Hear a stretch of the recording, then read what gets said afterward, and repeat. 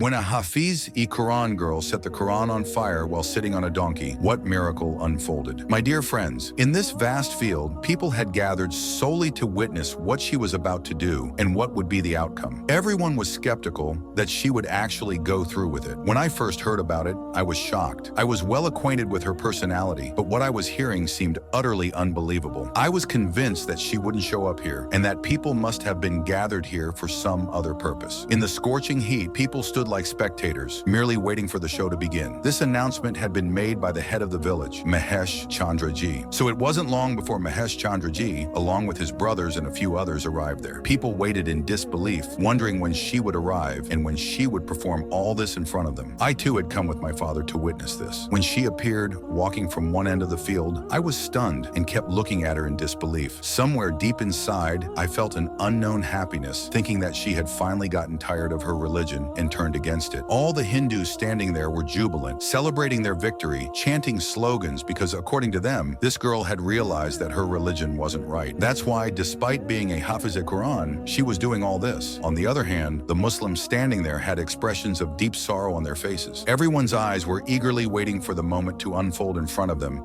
and reveal the reality. She was still the same, a face of pure innocence, veiled in a burqa. She had herself completely covered, holding the Quran in her hands and walking with a confident stride toward the crowd. All around, there was just one noise for her to finish this task quickly. I don't know why, but even now I felt that she wouldn't go through with this. As usual, she kept her gaze lowered and held the Quran tightly to her chest. Placing one hand over her chest, she clutched the Quran and walked into the field. The village head once again approached her and said something to her in a low voice. Standing at a distance, I could only guess that he was perhaps still trying to stop her, but she kept shaking her head in denial and walked further into the field until she was exactly in the middle. She raised her gaze and looked around at everyone who was staring at her eagerly. She raised one hand and the crowd went silent, probably because she wanted to say something before doing anything. Now people waited in silence, looking at her. She spoke loudly. I am Zainab, a Muslim and a Hafiz-e-Quran girl. All of you know that I would never go against my religion to do anything that would bring shame to it, but I will do only what is true, and I am not under any pressure to do this. Whatever I do, I will do it in front of all of you, so you can see the truth and dispel your doubts. People were listening intently. She finished speaking and turned to signal someone. An attendant rushed forward and handed her the donkey that had been tied nearby. She stroked the donkey's back. I couldn't understand at all what she wanted to prove and what had happened to her. After a short while, she sat on the donkey and started moving it forward. At the same time, she opened the Quran and began flipping through its pages. For a while, she flipped through the Quran and looked at it. Then after a short while, she pulled out a matchstick, lit it, and once again looked up at the entire crowd. Some people were heartbroken, thinking that she shouldn't do this. And those from my religion, my faith, were certainly celebrating, thinking that she had realized her religion wasn't right for her. But they didn't know what was about to happen next. I was looking at her expressions. Her face was so rigid that it was devoid of any expressions. Her lips were murmuring as if she was reciting some words. From one corner of the crowd, slogans began to rise. Burn it, burn it. And in the corner where the Muslims were gathered, there was complete silence. It was as if people were so shocked that they couldn't believe that a Hafiz-e-Quran girl could commit an act that no Muslim could even imagine. As soon as she lit the flame, a wave of unrest ran through the Muslims. People began screaming and wailing, some cursing her continuously. I knew her well. Who knew her better than me? I knew that despite the stony expression she displayed on her face, her hands were trembling. I knew how deeply she loved her religion. Yet why was she doing this? I was stunned myself. With trembling hands, she brought the matchstick close to one corner and lit the flame. In a moment, the fire began to spread. Panic broke out among the crowd. What would happen to her now? What punishment would her co-religionists give her? But I could clearly see the flames. A smile spread across my lips. And then suddenly it all happened. Something no one could have imagined, even in their wildest dreams. People's attention shifted from what she was doing to the other side. My eyes widened with shock because what was happening in front of me was beyond belief. Despite belonging to two different religions, Zainab and I shared a close friendship. We lived in a small town in India where Muslims were a minority and Hindus formed the majority. Despite their different religions, people lived harmoniously and treated one another well based on humanity. Zainab lived next door with her elderly mother and younger brother. I lived with my family next to her. My father was a priest and deeply opposed Muslims, even though he never expressed it openly. But in his heart, he held deep suspicions and resentment towards them. He strictly forbade us from interacting with our Muslim neighbors. Yet I didn't even realize when my friendship with Zainab began. We had played together since childhood. Our mothers didn't consider the fact that we belonged to two different religions. For them, we were just two little girls playing all day long. Our mothers would also talk to each other quite warmly. Zainab Zainab's father passed away when she was just 10 years old. She had a younger brother who was about 5 years younger than her. Her mother enrolled her in a religious school, and I became lonely. Whenever she came home, it was the happiest day for me. Early in the morning, I would visit her house and spend the entire day there. The girls' school where she studied was a bit far, where she learned to read the Quran. In about 4 years, she had memorized the entire Quran and returned home. After that, she started teaching Quran to the local children. Whenever my father went out, I would seek my mother's permission to visit Zainab's house. My brothers didn't interfere much with me. Whenever I visited Zainab's home, her mother treated me kindly. Their home was peaceful. While playing, whenever the call to prayer, Adhan, was heard, she would tell me, "Wait for a while, let me perform my prayer." Her brother would go to the nearby mosque, and both mother and daughter would become engrossed in their prayers. She prayed with such devotion that I had never seen such sincerity in any worship before. Even during our family's religious rituals, I would reluctantly join. But whenever I saw her praying in the morning, I would just watch her face. The peace on their faces unsettled me. But still, I loved my religion deeply. At times, I would wish Zainab would adopt my religion, thinking it would be best for her success. But she never once asked me to accept her faith. One day I asked her, "Don't you wish for me to pray like you?" She stared at me in surprise for a while, then smiled and said, "I do wish for it, but our religion doesn't force anyone. I can only pray to Allah that He gives you guidance and lets you succeed by embracing this faith." And surprisingly, I used to pray to my deity for her as well, asking that her heart be filled with light so she could worship my God. Her response made me laugh, and I said, "I also pray to my God for you. Let's see whose prayers get accepted first." She just smiled at me. Here, every Eid and Diwali were celebrated together. On Diwali, Muslims would light lamps in their homes, and on Eid, we would prepare sweet dishes in our homes. The mutual love was exemplary, even though there were people who disliked the Muslim faith and avoided interacting with them. Our household was different in this regard. Only my father opposed such things. The rest of us believed in the bond of humanity over religion. The village head, Mahesh Chandra Ji, resolved disputes among Hindus, bringing peace and harmony. For Muslims, such disputes were resolved by Imam Sayyid Nur Ali. His dignified personality commanded respect, even from Hindus. His bearded face exuded such radiance that people would greet him with respect as he passed. I was deeply influenced by him and Zainab's unwavering faith in their religion. One day, while at her home, Zainab told me she needed to visit the market for some household items. She asked me to accompany her. Since there was still time before my father would return home, I agreed. She purchased a few things for her home. While people in her vicinity often helped her, she never asked anyone for anything. Unfortunately, my father saw me with her at the market that day. I didn't notice him, but when I returned home, he questioned me. I initially wanted to tell the truth, but feared his anger, so I lied, saying my mother had sent me on an errand. Perhaps my father already knew the truth, as he became furious and forbade me from visiting their home again. He said, "They live in this neighborhood, but I don't like you forming ties with them." Hearing this broke my heart. Zainab was my only childhood friend, and I couldn't imagine distancing myself from her. For a few days, I didn't visit her home, but one day I informed my mother and went to her house again. As soon as I arrived, she asked, "What happened? Where have you been these past days?" Pouting, I told her, "My father saw me with you that day and got angry. That's why I didn't come, but I've come today without asking him." Hearing this, she fell silent and looked at me for a while before saying, "Nandini, in our religion, obeying and respecting one's parents is very important. I want you to never disobey your father's orders and always do as he says." Her words angered me greatly, and I said, "I've come here with so much difficulty to meet you, and you're lecturing me instead. If you don't like me coming here, I won't come again." She tried to explain things to me, but I was so upset that I left her house. After that, I only occasionally met her. A couple of times she came to my house to make amends, but I was so offended by her words that I didn't bother visiting her house again. After all, she was my friend. She should have understood the effort I put into meeting her, yet she told me not to come, as if it didn't matter to her at all. I harbored resentment in my heart and distanced myself from her. She continued teaching Quran to children at her house. Being a Hafiza, she taught Muslim children Quran and other religious lessons. In return, families would sometimes give her money or food. She was content with this and thanked Allah for it. She didn't like being treated as an orphan or receiving anyone's charity. She was so committed to her faith and so self-respecting that she never asked for help from anyone. Even if I offered her something out of my own will, she would refuse to accept it. Her life revolved solely around her mother and her younger brother. She loved her brother dearly and happily took on all his responsibilities. Her mother was often unwell, and I often saw her caring for her mother with great devotion. She would assist her mother to the restroom and even clean up after her without any hesitation. Seeing this disgusted me, and I often said,